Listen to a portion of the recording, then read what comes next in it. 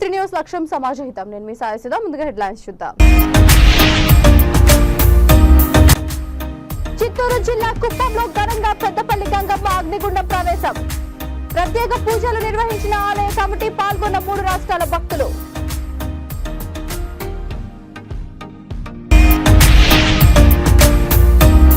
YCP పాలనలో కోనసీమ జిల్లా దళితులు తీవ్రంగా నష్టపోయారని కాంగ్రెస్ విమర్శ. దళితులు జగన్ కు ఓటు ఎందుకు వేయాలని ప్రశ్నిస్తున్న అమలాపురం కాంగ్రెస్ ఎంపీ అభ్యర్థి జంగా గౌతమ్. తాడిపత్రి పట్టణంలో భారీ బహిరంగ సభలో ముఖ్యమంత్రి వైఎస్ జగన్మోహన్ రెడ్డి ప్రసంగం. మేనిఫెస్టో అంతా భగవద్గీత, ఖురాన్, బైబుల్ గా భావించామని వ్యాఖ్య. చిత్తూరు కుప్పం పట్టణంలోని కొత్తపేటలో వెలిసిన శ్రీ ప్రసన్న పెద్దపల్లి గంగమ్మ అమ్మవారి అగ్నిగుండం ప్రవేశం ఘనంగా నిర్వహించారు. ఈ సందర్భంగా ఆలయ ధర్మకర్త శివకుమార్ మాట్లాడుతూ అమ్మవారి అగ్నిగుండం ప్రవేశం సందర్భంగా ఆలయంలో ప్రత్యేక పూజలు నిర్వహించడం జరిగిందని, ప్రతి సంవత్సరం పెద్దపల్లి గంగమ్మ అమ్మవారి జాతరలో నిర్వహించే అగ్నిగుండ ప్రవేశానికి తమిళనాడు, కర్ణాటక, ఆంధ్ర 3 రాష్ట్రాల నుండి భక్తులు పెద్ద సంఖ్యలో తరలి రావడం జరుగుతుందని అన్నారు. అనంతరం పుష్ప పల్లకి వాహన వేడుకలు నిర్వహించారు. ఈ కార్యక్రమంలో పెద్ద సంఖ్యలో భక్తులు తదితరులు పాల్గొన్నారు.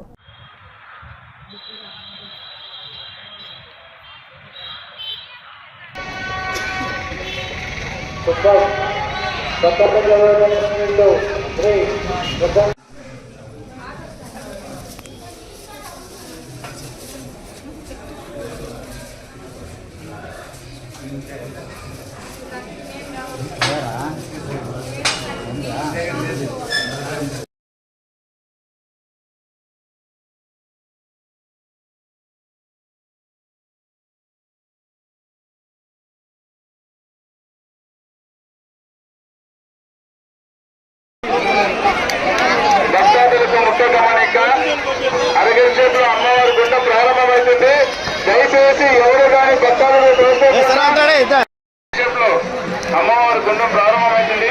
దయచేసి భక్తాదులు ఎవరు తలుచుకోకుండా అమ్మవారు దిగిన తర్వాత భక్తాదులు దిగాలని కోరడం అనేది. కుప్పం పోలీసు వారి హెచ్చరిక, దమ్ములున్నారు జాగ్రత్త, మీ ఆటోన్నారు, మీ పిల్లలు తెలుగులు జాగ్రత్తగా ఉంచుకోవాలని కోరడం అనేది.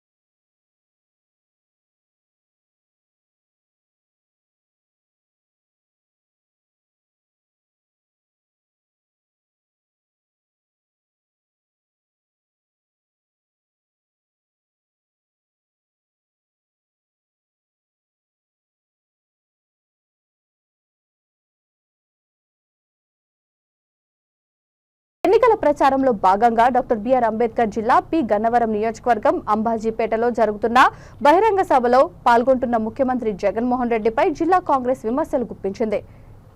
అంబాజీపేట మండల కాంగ్రెస్ పార్టీ ప్రధాన కార్యదర్శి ఆదుర్తి నారాయణమూర్తి నివాసంలో వామపక్ష నేతలతో కలిసి నిర్వహించిన మీడియా సమావేశంలో సంక్షేమ పథకాల అమలులో భాగంగా ఎస్సీ ఎస్టీ సబ్ ప్లాన్ నిధులను మళ్లించారని, దాంతో దళితులు తీవ్రంగా నష్టపోయారని APCC working president, Amalapuram parliament Congress MP అభ్యర్థి జంగా గౌతమ్ తీవ్రంగా విమర్శించారు. ఈ సమావేశంలో జిల్లా కాంగ్రెస్ నేతలు కొండేటి వెంకటేశ్వరరావు, మహమ్మద్ అరీఫ్, నెల్లి వెంకటరమణ, మూలపర్తి మోహన్ రావు, నాగవరపు నాగరాజు, నేతల నాగరాజు, కాంగ్రెస్ నాయకులు, కార్యకర్తలు పాల్గొన్నారు. రేపు వైకాపా అధ్యక్షుడు జగన్మోహన్ రెడ్డి గారు పి గన్నవరం నియోజకవర్గంలోని అంబాజీపేటకి వస్తున్నట్టుగా బహిరంగ సభకు వస్తున్నట్టుగా సమాచారం ఉంది. ఈ సందర్భంగా కాంగ్రెస్ పార్టీ తరఫున వారికి కొన్ని ప్రశ్నలు అడుగుతున్నాం, దానికి సమాధానం చెప్పమని కోరుతా ఉన్నాం. జగన్మోహన్ రెడ్డి గారు ముఖ్యమంత్రి అయ్యాక దళితులకు సంబంధించి 27 సంక్షేమ పథకాలని, అభివృద్ధి పథకాలని నిలుపు చేశారు. దాని ద్వారా ఈ రాష్ట్రంలో ఉండేటువంటి దళితుల సంక్షేమ అభివృద్ధి నిలిచిపోయింది. ఎస్సీ ఎస్టీ సప్లాన్ నిధుల్ని నవరత్నాలకి లేదా వేరే వాటికి దారి మళ్లించారు. నవరత్నాల్లో వాళ్ళు ఇస్తున్నటువంటి సంక్షేమం జనరల్గా అందరికీ ఇస్తున్నారు. నవరత్నాలు అనేవి అన్ని వర్గాలకు చెందినవి. కానీ ఎస్సీ ఎస్టీల కోసం గత 50 ఏళ్లుగా ఎస్సీ ఎస్టీలు ఉద్యమించుకుని ప్రభుత్వాన్ని ఒప్పించుకుని సాధించుకున్నటువంటి అనేక సంక్షేమ పథకాలు, అభివృద్ధి పథకాలు ఎస్సీ ఎస్టీలకు మాత్రమే సంబంధించినవి, వాళ్ళు డెవలప్ చేయడానికి ఉద్దేశించినవి. గతంలో ఎస్ఆర్ శంకరన్ గారు లాంటి మహానుభావుడు ప్రభుత్వ అధికారిగా ఉండగా అనేక దళితులతో సమావేశాలు నిర్వహించి దళితుల నుంచి వచ్చినటువంటి రిప్రజెంటేషన్ తీసుకుని ఈ సంక్షేమ పథకాలన్నింటికీ రూపకల్పన చేశారు. అప్పుడు కాంగ్రెస్ ప్రభుత్వాలు వాటన్నిటిని ఆమోదించాయి. ఎస్సీ ఎస్టీ సప్లాన్ కూడా కాంగ్రెస్ ప్రభుత్వ హయాంలోనే వచ్చింది. వాటిని ఏవైతే ఎస్సీ ఎస్టీలకి ప్రత్యేకంగా అభివృద్ధి చేయడానికి నిర్దేశించిన సంక్షేమ అభివృద్ధి పథకాలు ఉన్నాయో వాటిని జగన్మోహన్ రెడ్డి గారు నిలుపు చేశారు. ఈ జిల్లాలో ఉండే దళితులు జగన్మోహన్ రెడ్డి గారికి ఎందుకు ఓటేయాలి అనేది ఒక ప్రశ్న. జగన్మోహన్ రెడ్డి గారు వచ్చాక ఎస్సీ ఎస్టీల మీద, ముఖ్యంగా దళితుల మీద ప్రభుత్వ నిర్బంధాలు, ప్రభుత్వ హత్యలు, ప్రభుత్వ నియంత్రణ స్టేట్ నుంచే జరిగింది దళితుల మీద. అంటే దళిత డాక్టర్లని రోడ్ల మీద ఇచ్చికెళ్ళి పిచ్చివాళ్ళుగా ముద్రేసిన వాళ్ళు, పిచ్చి ఆసుపత్రిలో జాయిన్ చేసిన వాళ్ళు, పోలీస్ స్టేషన్కి తీసుకొచ్చి తల కొరికిన వాళ్ళు, వీళ్ళంతా ప్రభుత్వ అధికారుల ప్రమేయంతో జరిగింది. అంటే ప్రభుత్వమే, జగన్మోహన్ రెడ్డి గారే ప్రభుత్వంలో ఉండి వారి అధికారుల చేత, పోలీసుల చేత దళితుల మీద నిర్బంధాన్ని ప్రయోగించి అవమానం చేసినటువంటి పరిస్థితి ఈ 5 ఏళ్లలో జరిగింది. ఒక ఎమ్మెల్సీ తన డ్రైవర్ని చంపి ఇంటికి డోర్ డెలివరీ చేస్తే అదే ఎమ్మెల్సీని పక్కన పెట్టుకుని పోలీసులు వెళ్ళి ఆయనకి బొకేలు ఇచ్చి అభినందనలు తెలిపి తాడిపత్రి పట్టణంలో భారీ బహిరంగ సభలో ముఖ్యమంత్రి వైఎస్ జగన్మోహన్ రెడ్డి ప్రసంగించారు. ఎన్నికల ప్రచారంలో భాగంగా మాట్లాడుతూ చంద్రబాబు సాధ్యం కాని హామీలిస్తున్నారని, 2019 మేనిఫెస్టోను 99% అమలు చేసినట్లు తెలిపారు. మేనిఫెస్టోను భగవద్గీత, ఖురాన్, బైబిల్గా భావించామని, అందుకే ప్రతి గ్రామం, పట్టణంలో విప్లవాత్మక మార్పులు తెచ్చామని అన్నారు. 2.31 లక్షల ఉద్యోగాలు ఇవ్వడంతో పాటు పౌర సేవల్లో అనేక విప్లవాత్మక మార్పులు తీసుకొచ్చామని అన్నారు. వాలంటీర్ల వ్యవస్థ, సచివాలయ వ్యవస్థను తీసుకొచ్చి ఇంటి వద్దకే రేషన్ ఇచ్చినట్లు తెలిపారు. పెన్షన్ నేరుగా మీ ఇంటి వద్దకే వస్తున్నాయని, మీ బిడ్డ పాలనలో ఇంటి వద్దకే వైద్య సేవలు అందుతున్నాయని గుర్తు చేశారు. కేతిరెడ్డి పెద్దారెడ్డిని మరోసారి తాడిపత్రి ఎమ్మెల్యేగా ఆశీర్వదించాలని కోరారు సీఎం జగన్మోహన్ రెడ్డి.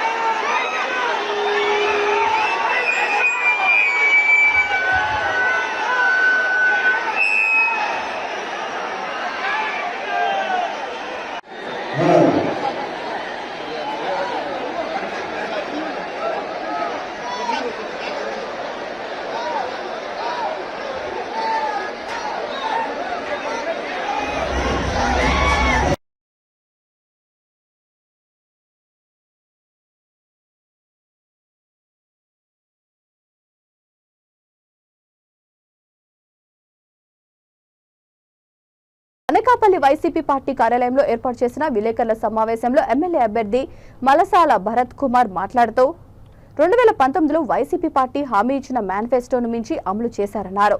రైతులు, మహిళలు, విద్యార్థులు ఇలా అన్ని వర్గాల ప్రజలకు సంక్షేమ పథకాలను అందజేశారు. ప్రజలు మెచ్చిన పాలన అందించారే తప్ప ఎక్కడా మడమ తిప్పలేదన్నారు. మళ్లీ దానికి మించి అదే నవరత్నాలను అందించేందుకు జగన్మోహన్ రెడ్డి సిద్ధమయ్యారన్నారు. ఎంపీగా ముత్యాల నాయుడును భారీ మెజారిటీతో గెలిపించాలని విజ్ఞప్తి చేశారు. ఈ కార్యక్రమంలో ఎంపీ సత్యవతి, జిల్లా అధ్యక్షులు బొడ్డెడ ప్రసాద్, ఏపీడబ్ల్యూఏఐ చైర్మన్ దంతులూరి దిలీప్ కుమార్, పట్టణ అధ్యక్షులు మందపాటి జానకి రామరాజు, మలసాల కిషోర్, నూకమాంబిక ఆలయ చైర్మన్ కొనతాల మురళీకృష్ణ తదితరులు పాల్గొన్నారు.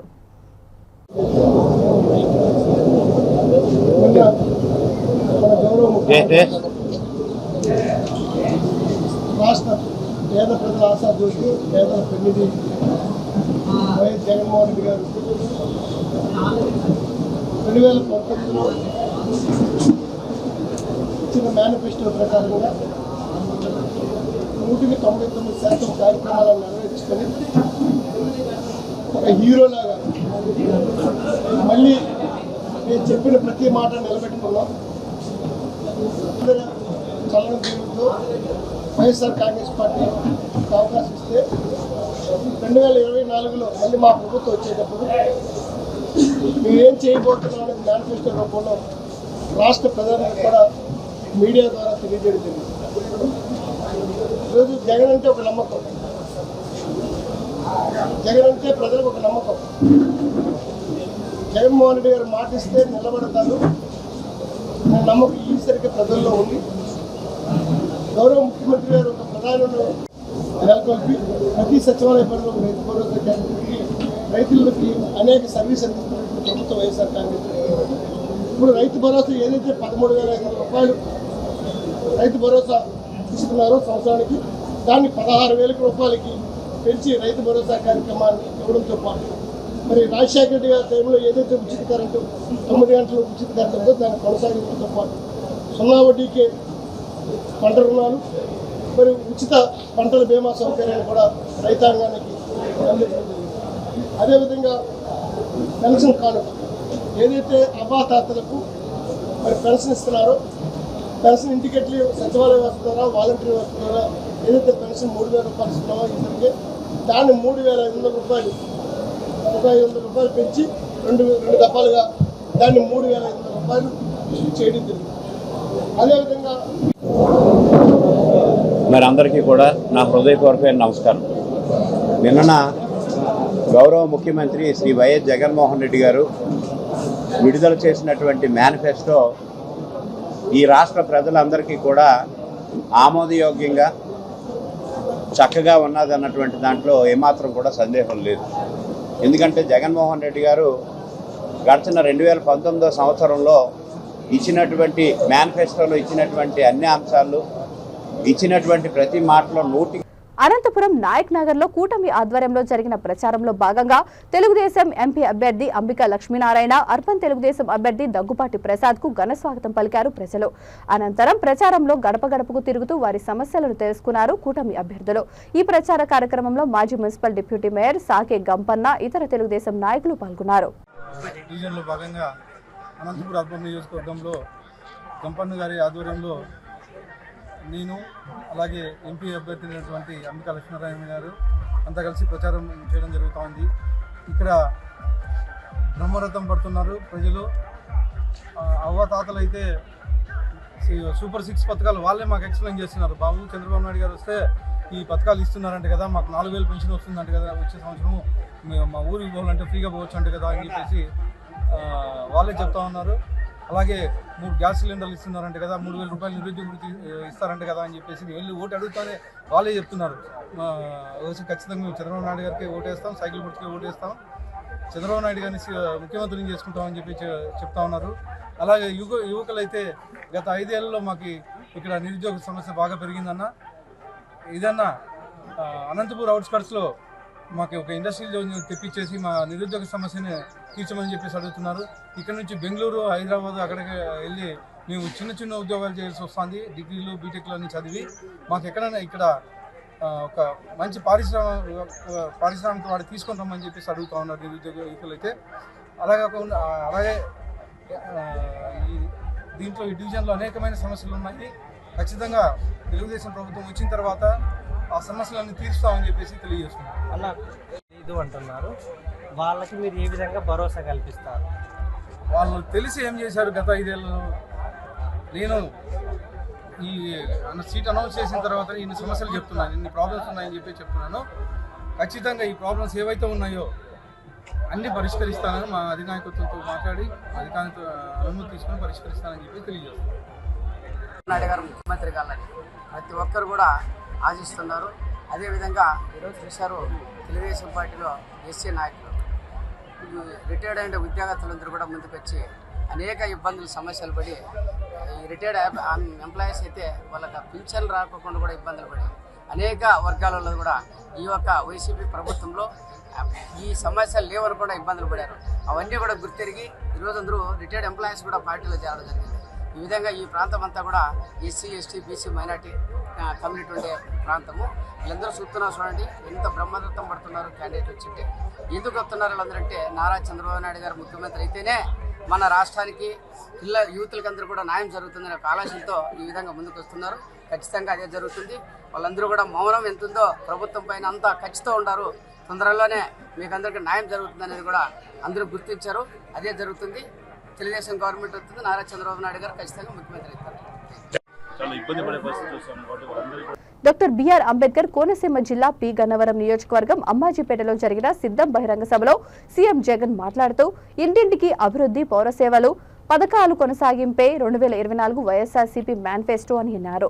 2014 ఎన్నికలలో ఇదే కూటమి చెప్పిన ఎన్నికల మేనిఫెస్టోలో ఏ ఒక్క అంశాన్ని నెరవేర్చలేదని, మళ్లీ ఇప్పుడు ఇదే మోసాలను చంద్రబాబు దత్తపుత్రుడు, ఇదే బీజేపీ, ఇదే ఆంధ్రజ్యోతి రాధాకృష్ణ, ఇదే రామోజీ, ఇదే TV5 కలిసికట్టుగా వస్తున్నారని విమర్శించారు. మీ బిడ్డ మేనిఫెస్టోలో చెప్పిన ప్రతి అంశం 99% అమలు చేసి ప్రతి పేదవాడికి మంచి చేయాలని తపన తాపత్రయంతో అడుగులు వేయడమే తమ నైజమని తేడా గమనించి ఓటు వేయాలని ప్రజలను కోరారు. పి గన్నవరం నియోజకవర్గం నుండి ఎమ్మెల్యే అభ్యర్థిగా పోటీ చేస్తున్న తిప్పర్తి వేణుగోపాలరావును, అమలాపురం పార్లమెంట్ ఎంపీ అభ్యర్థిగా పోటీ చేస్తున్న రాపాక వరప్రసాదరావును ఓటు వేసి ఆశీర్వదించి గెలిపించాలని అభ్యర్థించారు. మిట్ట మధ్యాహ్నం జరిగిన ఈ బహిరంగ సభలో ఎర్రటి ఎండను సైతం లెక్క చేయకుండా లక్షలాదిగా పాల్గొన్న వైఎస్ఆర్సీపీ అభిమానులను జగన్ అభినందనలు తెలిపారు.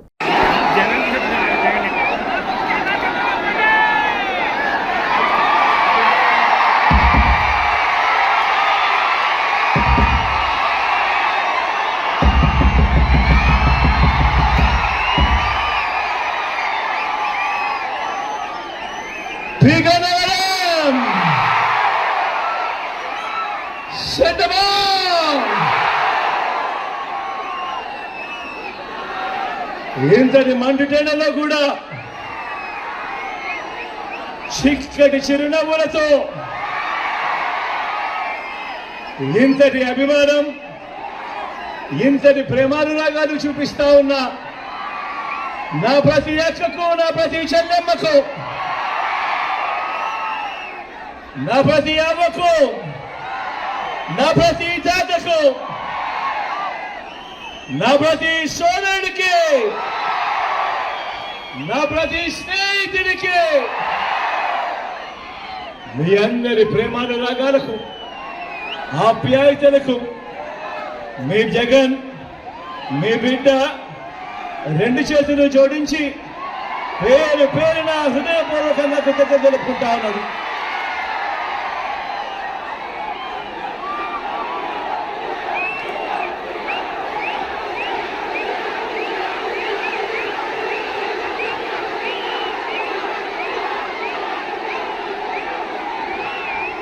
మిట్ట మధ్యాహ్నం సమయం 1:30.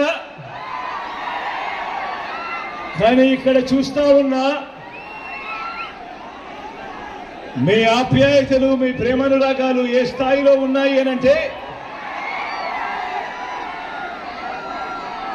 మీ ఆప్యాయతలకు, మీ ప్రేమానురాగాలకు మీ బిడ్డ ఎప్పుడూ మీకు రుణపడి ఉంటాడు అని సందర్భంగా తెలియజేస్తాను. మరో 2 వారాల్లో కురుక్షేత్ర మహాసంగ్రామం జరగబోతా ఉంది. ఈ ఎన్నికలు జగన్కు, చంద్రబాబుకు మధ్య యుద్ధం కాదు.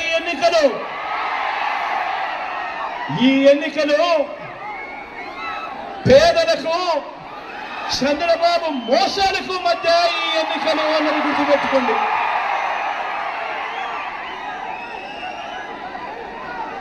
ఇవి కేవలం ఎమ్మెల్యేలను ఎంపీలను ఎన్నుకునేందుకు మాత్రమే జరుగుతా ఉన్న ఎన్నికలు కావు. ఈ ఎన్నికలు మేడ్చల్ జిల్లా దుండిగల్ మున్సిపల్ పరిధి గాగిలాపూర్ లో ధరణి తెచ్చిన తంటతో భూ వివాదం ఏర్పడింది. ఇరు వర్గాలు భూమి మాదంటే మాది అంటూ తోపులాట జరిగింది. పోలీసుల రంగప్రవేశంతో లబోదిబోం అంటూ ఇరు వర్గాలు పోలీస్ స్టేషన్ లో కేసులు నమోదు చేశారు. పోలీస్ బందోబస్తు మధ్య భూమిలో ఉన్న హద్దురాలను జేసీబీతో తొలగించడంతో గ్రామస్తులు పట్టాదారులు అడ్డుకున్నారు. కొద్దిసేపు ఇరు వర్గాల మధ్య తీవ్ర తోపులాట జరగడంతో పోలీసులు లాఠీచార్జ్ చేసే వరకు వెళ్లింది. సర్వే నెంబర్ 235లో 1969 నుండి గాగిలాపూర్ గ్రామానికి చెందిన మోరా రాజయ్య, నరసింహులు, గణేష్లు కరీముద్దీన్ దగ్గర 4 ఎకరాలు కొనుగోలు చేశారు. కాగా అప్పటి నుండి వారి పిల్లలు కూడా ఆ భూమిలో ఉన్నారు. ఇటీవల వచ్చిన ధరణితో ఎన్నో సంవత్సరాల క్రితం ఉన్న తాజుద్దీన్ తండ్రి సయ్యద్ రహీం పాషాపై రావడంతో వివాదం మొదలైంది.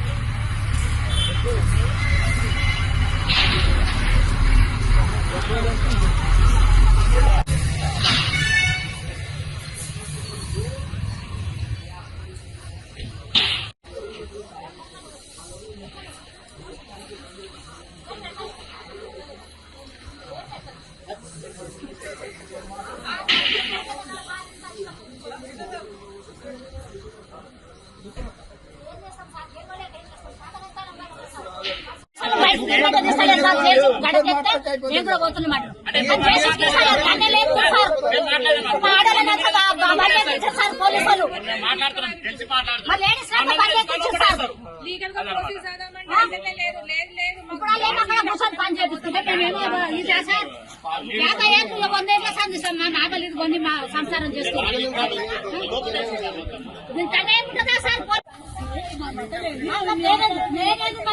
నేనేంది నా శరీరం ఎట్లయింది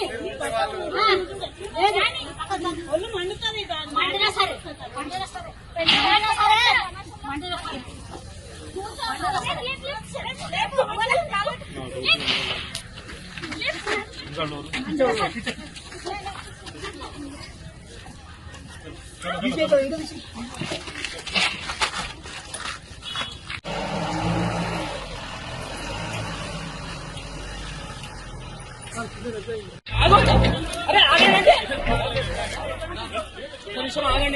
బులెటిన్ ముగించే ముందు హెడ్లైన్స్ మరొకసారి.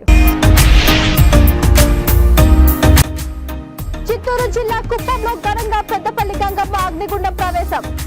ప్రత్యేక పూజలు నిర్వహించిన ఆలయ కమిటీ, పాల్గొన్న 3 రాష్ట్రాల భక్తులు.